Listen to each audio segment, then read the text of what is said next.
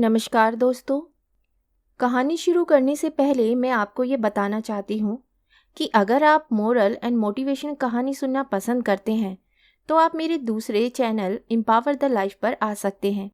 आपका वहाँ स्वागत है। द गोल्डन स्टोरीज में आपका स्वागत है।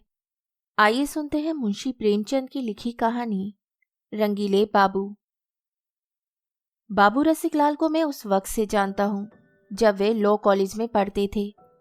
मेरे सामने ही वह वकील हुए और आनन फानन चमके। देखते देखते बंगला बन गया, जमीन खरीद ली और शहर के रईसों में शुमार होने लगे। लेकिन मुझे ना जाने क्यों उनके रंग ढंग कुछ जचते ना थे। मैं ये नहीं देख सकता था कि कोई भला आदमी खामखा टेढ़ी टोपी लगाकर निकले या सुरमा लगाकर, मांग निकालकर, मुंह को पान से फुलाकर, गले में मोतिया या बेले के गजरे डाले, तंजेब का चुन्नटदार कुर्ता और महीन धोती पहने बाजार में कोठों की ताक झाक करता, ठट्टे मारता निकले। मुझे उससे चिढ़ हो जाती है। वह मेरे पास म्यूनिसिपल मेंबरी के लिए वोट मांगने आई तो कभी ना दूं। उससे याराना निभाना तो दूर की बात है। भले आदमी जरा गंभीर, जरा सादगी पसंद देखना चाहता हूं। अगर मुझे किसी मुकदमे में वकील करना पड़े तो मैं ऐसे आदमी को कभी ना करूं, चाहे वे रास बिहारी घोषी का सा कानूनदा क्यों ना हो। रसिकलाल इसी तरह के रंगीले आदमी हैं। उनकी तर्क शक्ति ऊंचे दर्जे की है, मानता हूं। जिरे भी अच्छी करते हैं, यह भी मुझे स्वीकार है। लेकिन सीधी टोपी लगाने और सीधी चाल चलने से वकालत कुछ ठंडी ना पड़ जाएगी। मेरा तो ख्याल यही है कि बागपन छोड़कर भले आदमी बन जाए तो उनकी प्रैक्टिस दूनी हो सकती है। लेकिन अपने को क्या पड़ी है किसी की बातों में दखल दें। जब कभी सामना हो जाता है तो मैं दूसरी ओर ताकने लगता हूँ या किसी गली में हो रहता हूँ। मैं सड़क पर उनसे बातें करना मुनासिब नहीं समझता। क्या हुआ, वे नामी वकील हैं और मैं बेचारा स्कूल मास्टर हूँ। मुझे उनसे किसी तरह का द्वेष नहीं। उन्होंने मेरा क्या बिगाड़ा है जो मैं उनसे जलूं। मेरी तो वे बड़ी इज्जत और खातिर करते हैं। अपनी लड़की की शादी में मैं उनसे दरिया और दूसरा सामान मांगने गया था। उन्होंने 2 ठेले भर दरिया, कालीने, जाजिम, चेकियां, मसनदे भेज दी। नहीं, मुझे उनसे जरा भी द्वेष नहीं। बहुत दिनों के परिचय के नाते मुझे उनसे स्नेह है। लेकिन उनका ये पाकपन मुझे अच्छा नहीं लगता। वह चलते हैं तो ऐसा जान पड़ता है जैसे दुनिया को ललकारते चलते हों। देखूं, मेरा कोई क्या कर सकता है। मुझे किसी की परवाह नहीं है। एक बार मुझे स्टेशन पर मिले, लपक कर मेरे कंधे पर ही हाथ रख दिया। आप तो मास्टर साहब कभी नजर नहीं आते। कभी भला साल में 1 आध बार तो दर्शन दे दिया कीजिए। मैंने अपना कंधा छुड़ाते हुए कहा, क्या करें साहब, अवकाश ही नहीं मिलता। आपने झट से बाजारी शेर पढ़ा, तुम्हें गैरों से कब फुर्सत, हम अपने गम से कब खाली। चलो बस हो चुका मिलना, ना तुम खाली ना हम खाली। मैं हंस तो दिया। जो आदमी अपना लिहाज करे उससे कोई कैसे रुखाई करे। फिर बड़े आदमियों में बिगाड़ करना नहीं चाहता। ना जाने कब अपनी गरज लेकर उनके पास जाना पड़े। लेकिन मुझे उनकी ये बेतकल्लुफी कुछ अच्छी ना लगी। यूं मैं ना कोई तपस्वी हूं ना जाहिद। आरसिक होना उस बागपन से भी बुरा है। शुष्क जीवन भी कोई जीवन है जिसमें विनोद के लिए स्थान ना हो। वन की शोभा हरे भरे सरस वृक्षों से है, सूखे हुए ठुंटों से नहीं। लेकिन मैं चाहता हूं आदमी जो करे छिपा कर करे। शराब पीना चाहते हो, पियो, मगर पियो एकांत में। इसकी क्या जरूरत है कि शराब में मस्त होकर बहकते फिरो।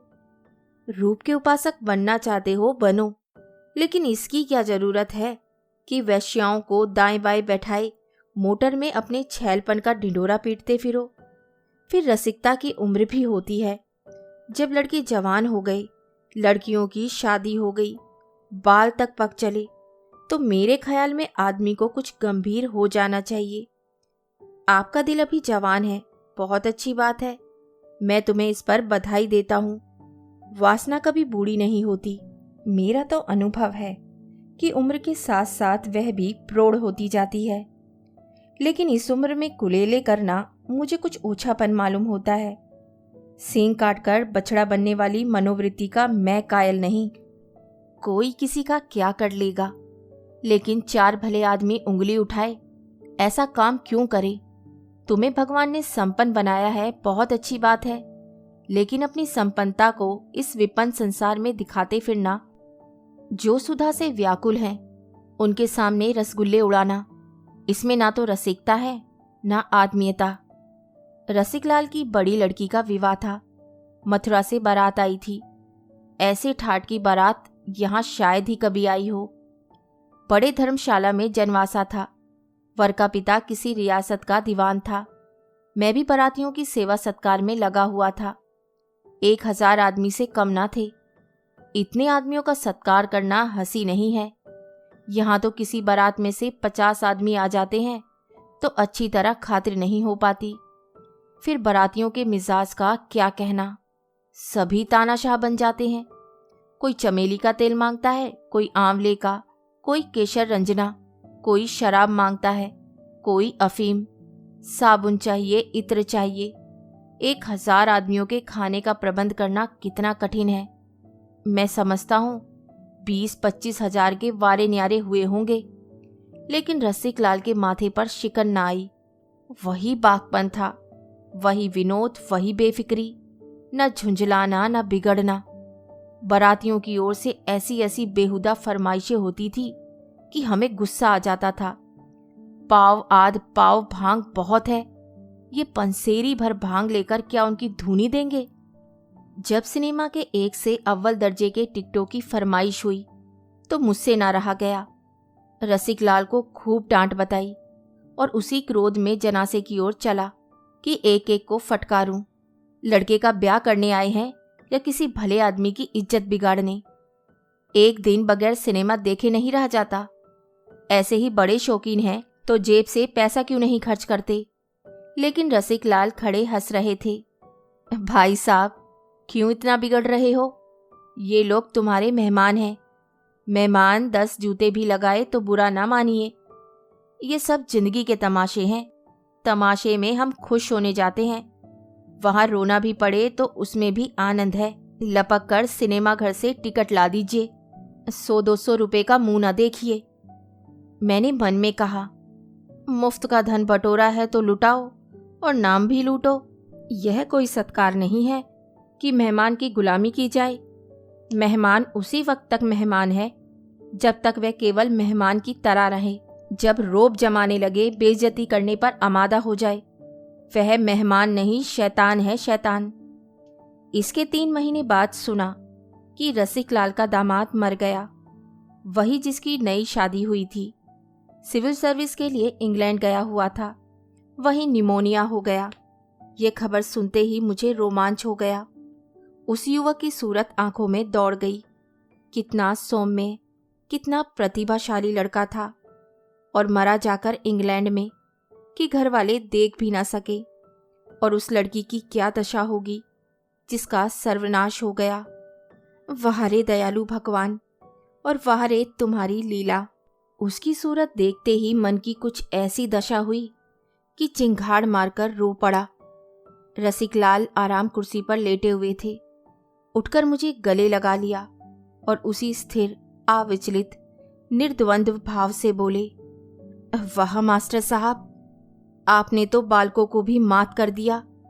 जिनकी मिठाई कोई छीनकर खा जाए तो रोने लगते हैं। बालक तो इसलिए रोता है कि उसके बदले में दूसरी मिठाई मिल जाए। आप तो ऐसी चीज के लिए रो रहे हो जो किसी तरह मिल ही नहीं सकती। अरे साहब, यहाँ बेहया बनकर रहिए, मार खाते जाइए और मूंछों पर ताव देते जाइए। मजा तो तब है कि जल्लाद के पैरों तले आकर भी वही अकड़ बनी रहे। अगर ईश्वर है, मुझे तो कुछ मालूम नहीं, लेकिन सुनता हूँ कि वह दयालु है, और दयालु ईश्वर भला निर्दयी कैसे हो सकता है। वह किसे मारता है, किसे जिलाता है, हमसे मतलब नहीं। उसके खिलौने हैं, खेले या तोड़े, हम क्यों उसके बीच दखल दे? वह हमारा दुश्मन नहीं, न जालिम बादशाह है कि हमें सताकर खुश हो। मेरा लड़का घर में आग भी लगा दे तो मैं उसका दुश्मन ना बनूंगा। मैंने तो उसे पाल पोस कर बड़ा किया है, उससे क्या दुश्मनी करूं? भला ईश्वर कभी निर्दयी हो सकता है? जिसके प्रेम का स्वरूप यह ब्रह्मांड है, अगर ईश्वर नहीं है, मुझे मालूम नहीं, कोई ऐसी शक्ति है जिसे विपत्ति में आनंद मिलता है, तो साहब यहाँ रोने वाले नहीं, हाथों में ताकत होती है और दुश्मन नजर आता तो हम भी कुछ जवामर्दी दिखाते। अब अपनी बहादुरी दिखाने का इसके सिवा और क्या साधन है कि मार खाते जाओ और हंसते जाओ, अकड़ते जाओ। रोए तो अपनी हार को स्वीकार करेंगे। मार ले साले, जितना चाहे मार ले, लेकिन हंसते ही रहेंगे। मक्कार भी हैं, जादूगर भी, छिपकर वार करता है। आ जाए सामने तो दिखाऊं। हमें तो अपने बेचारे शायरों की अदा पसंद है, जो कब्र में भी माशूक के पाजेब की झनकार सुनकर मस्त होते रहते हैं। इसके बाद रसिक लाल ने उर्दू शेरों का तांता बांध दिया और इस तरह तन्मय होकर उसका आनंद उठाने लगे मानो कुछ हुआ ही नहीं है। फिर बोले, लड़की रो रही है। मैंने कहा, ऐसे बेवफा के लिए क्या रोना जो तुम्हें छोड़कर चल दिया। अगर उससे प्रेम है तो रोने की कोई जरूरत नहीं। प्रेम तो आनंद की वस्तु है। अगर कहो क्या दिल नहीं मानता तो दिल को मनाओ, बस दुखी मत हो। दुखी होना ईश्वर का अपमान करना है और मानवता को कलंकित करना। मैं रसिक लाल का मुंह ताकने लगा। उन्होंने ये कथन कुछ ऐसे उदास भाव से किया कि एक क्षण के लिए मुझ पर भी उसने जादू कर दिया। थोड़ी देर के बाद मैं वहां से चला तो दिल का बोझ कुछ हल्का सा हो गया था। मन में एक प्रकार का साहस उदय हो गया था जो विपत्ति और बाधा पर हंस रहा था। थोड़े दिनों के बाद वहां से तबादला हो गया और रसिक लाल जी की कोई खबर नहीं मिली। कोई साल भर के बाद एक दिन गुलाबी लिफाफे पर सुनहरे अक्षरों में छपा हुआ एक निमंत्रण पत्र मिला। रसिक लाल के बड़े लड़के का विवाह हो रहा था। नवेद के नीचे कलम से आग्रह किया गया था कि अवश्य आइए, वरना मुझे आपसे बड़ी शिकायत रहेगी। आधा मजा जाता रहेगा। एक उर्दू का शेर भी था, इस शोके फिरावा की या रब, आखिर कोई हद भी है कि नहीं। इनकार करे वह या वादा, हम रास्ता देखते रहते हैं। एक सप्ताह का समय था। मैंने रेशमी अचकन बनवाई, नए जूते खरीदे और खूब बन ठन कर चला। वधू के लिए एक अच्छी सी साड़ी ले ली। महीनों एक जगह रहते रहते और एक ही काम करते करते मन कुछ कुंठित सा हो गया था। 3-4 दिन खूब जलसे रहेंगे, दावतें उड़ाऊंगा, मन बहल ही जाएगा। रेलगाड़ी से उतरकर वेटिंग रूम में गया और अपना नया सूट पहना। बहुत दिनों बाद नया सूट पहनने की नौबत आई थी, पर आज भी मुझे नया सूट पहनकर वही खुशी हुई जो लड़कपन में होती थी। मन कितना ही उदास हो, नया सूट पहनकर हरा हो जाता है। मैं तो कहता हूँ, बीमारी में बहुत सी दवाएं ना खाकर हम नया सूट बनवा लिया करें तो कम से कम उतना फायदा तो जरूर ही होगा जितना दवा खाने से होता है। क्या यह कोई बात ही नहीं कि जरा देर के लिए आप अपनी आंखों से ऊंचे हो जाए। मेरा अनुभव तो यह कहता है कि नया सूट हमारे अंदर एक नया जीवन डाल देता है। जैसे सांप कैंचुल बदले या बसंत में वृक्षों में नई कोपले निकल आए। स्टेशन से निकलकर मैंने तांगा लिया और रसिक लाल के द्वार पर पहुंचा। 3 बजे होंगे। लू चल रही थी, मुंह झुलसा जाता था। द्वार पर शहनाइयां बज रही थी, बंधनवारें बंधी हुई थी। तांगे से उतरकर अंदर के सहन में पहुंचा। बहुत से आदमी आंगन के सहन के बीच में घेरा बांधे खड़े थे। मैंने समझा कि शायद जोड़े गहने की नुमाइश हो रही होगी। भीड़ चीर कर घुसा। बस कुछ ना पूछो, क्या देखा। जो ईश्वर, सातवें बैरी को भी ना दिखाए। अर्थी थी पक्के काम के दोशाले से ढकी हुई, जिस पर फूल बिखरे हुए थे। मुझे ऐसा मालूम हुआ कि गिर पड़ूंगा। सहसा रसिकलाल पर मेरी निगाह पड़ गई। रंगीन कपड़ों का एक गट्ठर लिए अंदर से आए थे। ना आंखों में आंसू, ना मुख पर वेदना, न माथे पर शिकन। वही बाकी टोपी थी, वही रेशमी कुर्ता, वही महीन तंजेब की धोती। सब रो रहे थे। कोई आंसुओं के वेग को रोके हुए था, कोई शोक में विह्वल। ये बाहर के आदमी थे। कोई मित्र था, कोई बंधु, और जो मरने वाले का बाप था वह इन डगमगाने वाली नौकाओं और जहाजों के बीच में स्तंभ की भांति खड़ा था। मैं दौड़कर उनके गले से लिपटकर रोने लगा। वह पानी की बूंद जो पत्ते पर रुकी थी, जरा सी हवा पाकर ढुलक पड़ी। रसिकलाल ने मुझे गले से लगाते हुए कहा, आप कब आए? क्या अभी चले आ रहे हैं? वाह, मुझे खबर ही ना हुई। शादी की तैयारियों में ऐसा फंसा कि मेहमानों की खातिरदारी भी ना कर सका। चलकर कपड़े उतारिए, मुंह हाथ धोइए। अभी बारात में चलना पड़ेगा। पूरी तैयारी के साथ चलेंगे। बैंड, बीन, ताशे, शहनाई, डफली सब कुछ साथ होंगे। कोतल, घोड़े, हाथी, सवारियां सब कुछ मंगवाई है। आतिशबाजी, फलों के तख्त, खूब धूम से चलेंगे। जेठे लड़के का ब्याह है, खूब दिल खोल कर करेंगे। गंगा के तट पर जनवासा होगा। इन शब्दों में शोक की कितनी भयंकर, कितनी अथाह वेदना थी। एक कोहराम मच गया। रसिकलाल ने लाश के सिर पर बेलों का मेर पहनाकर कहा, क्यों रोते हो भाइयों? यह कोई नई बात नहीं हुई है। रोज ही तो ये तमाशा देखते हैं, कभी अपने घर में, कभी दूसरे के घर में। रोज ही तो रोते हो, कभी अपने दुख से, कभी पराए दुख से। कौन तुम्हारे रोने की परवाह करता है? कौन तुम्हारे आंसू पोंछता है? कौन तुम्हारी चित्कार सुनता है? तुम रोए जाओ, वह अपना काम किए जाएगा। फिर रोकर क्यों अपनी दुर्बलता दिखाते हो? उसके चोटों को छाती पर लो और हंसकर दिखा दो कि तुम ऐसी चोटों की परवाह नहीं करते। उससे कहो, तेरे अस्त्रालय में जो सबसे घातक अस्त्र हो वह निकाल ला। ये क्या सुइयां सी चुभोता है? पर हमारी दलील नहीं सुनता। ना सुने, हम भी अपनी अकड़ न छोड़ेंगे। उसी धूमधाम से बारात निकालेंगे, खुशियां मनाएंगे। रसिकलाल रोते तो और लोग भी उन्हें समझाते। इस विद्रोह भरी ललकार ने सबको स्तंभित कर दिया। समझाता कौन? हमें वे ललकार विक्षिप्त वेदना सी जान पड़ी, जो आंसुओं से कहीं ज्यादा मर्मांतक थी। चिंगारी के स्पर्श से छाले पड़ जाते हैं। दहकती हुई आग में पांव पड़ जाए तो झुलस जाएगा, छाले ना पड़ेंगे। रसिकलाल की वेदना वही दहकती हुई आग थी। लाश मोटर पर रखी गई। मोटर गुलाब के फूलों से सजाया गया था। किसी ने पुकारा, राम नाम सत्य है। रसिकलाल ने उसे विनोद भरी आंखों से देखा।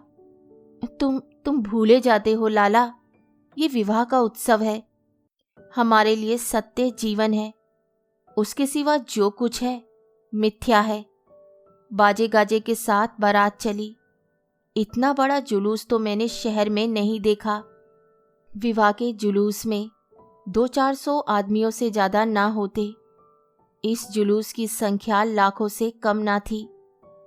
धन्य हो रसिकलाल, धन्य तुम्हारा कलेजा। श्री रसिकलाल उस बाकी अदा से मोटर के पीछे घोड़े पर सवार चले जा रहे थे। जब लाश चिता पर रखी गई तो रसिकलाल ने एक बार जोर से छाती पर हाथ मारा।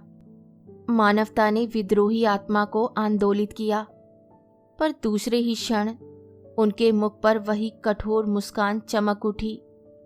मानवता वह थी या यह, कौन कहे।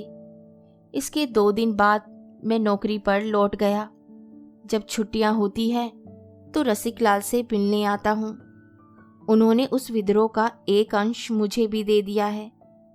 अब जो कोई उनके आचार व्यवहार पर आक्षेप करता है तो मैं केवल मुस्कुरा देता हूँ। कहानी सुनने के लिए धन्यवाद। तो इसी के साथ मैं आपसे विदा लेती हूँ और कल फिर मिलती हूँ एक नई कहानी के साथ। तब तक के लिए अलविदा।